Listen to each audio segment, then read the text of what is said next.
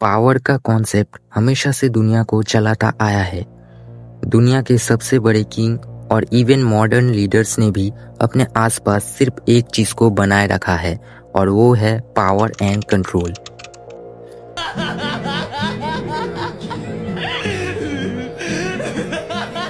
लेकिन जब आप इस कंट्रोल को और ज्यादा बढ़ाने के लिए कोशिश करते हैं तो आप एक ऐसी लाइन को क्रॉस कर देते हैं जहां से वापस आना हो जाता है बहुत मुश्किल। और यही पॉइंट रॉबर्ट ग्रीन ने समझाया है अपनी famous book the 48 laws of power के लॉ नंबर 47 में।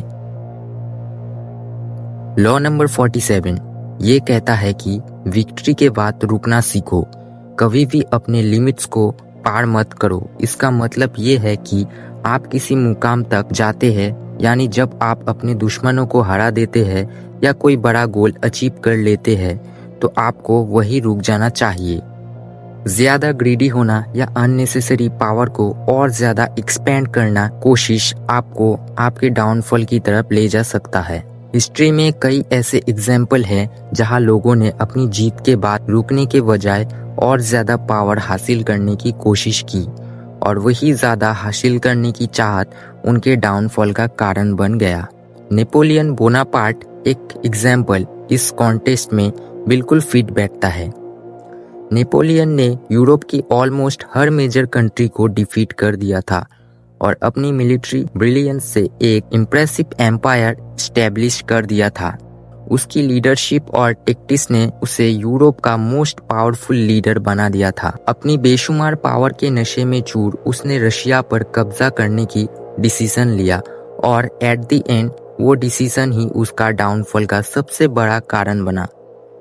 नेपोलियन ने रशिया को हासिल करने के लिए एक मास्टर प्लान बनाया था, लेकिन प्लान बनाते वक्त उसने रशिया को कड़कती ठंड और वहां के जियोग्राफिकल वेदर को हल्के में ले लिया।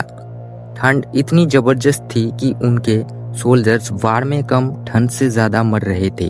जैसे जैसे नेपोलियन की आर्मी रशिया के अंदर एंटर कर रही थी वैसे वैसे उनकी सप्लाईज खत्म होती जा रही थी। कड़कड़ाती ठंड और सप्लाईज की कमी ने नेपोलियन की आर्मी को मोरल बिल्कुल डाउन कर दिया, जिसकी वजह से नेपोलियन को रशिया से खाली हाथ लौटना पड़ा। इस हार ने उसकी मिलिट्री स्ट्रेंथ और पॉलिटिकल पावर दोनों को बहुत ज्यादा डैमेज किया और इस इंसिडेंट के बाद से नेपोलियन का डाउनफॉल स्टार्ट हो गया। नेपोलियन का ये एग्जाम्पल बताता है कि पावर और एक्सेस के पीक पर पहुंचने के बाद भी हमें हमेशा कोशिश रहकर अपने लिमिट्स को समझना चाहिए, क्योंकि ओवर एम्बिशन से आप अपने पूरी एम्पायर या पावर स्ट्रक्चर को खतरे में डाल सकते हैं।